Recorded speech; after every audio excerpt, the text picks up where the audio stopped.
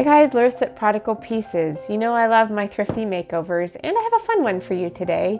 One that I think that you could apply in your own home no matter what you find, because the options are limitless. I found this wooden vase, if you will, at the thrift store. Not much to look at really, just plain. Big open wide in there, which I plan to make use of that. But instead of this wooden box, I thought I would show you how you can take some basic supplies and make it look completely new, make it match your decor. So the twist I'm going to give it is kind of a shabby chic cottage style, but seriously, with what I show you, you can do whatever you want with it. So stay tuned and I'll show you how.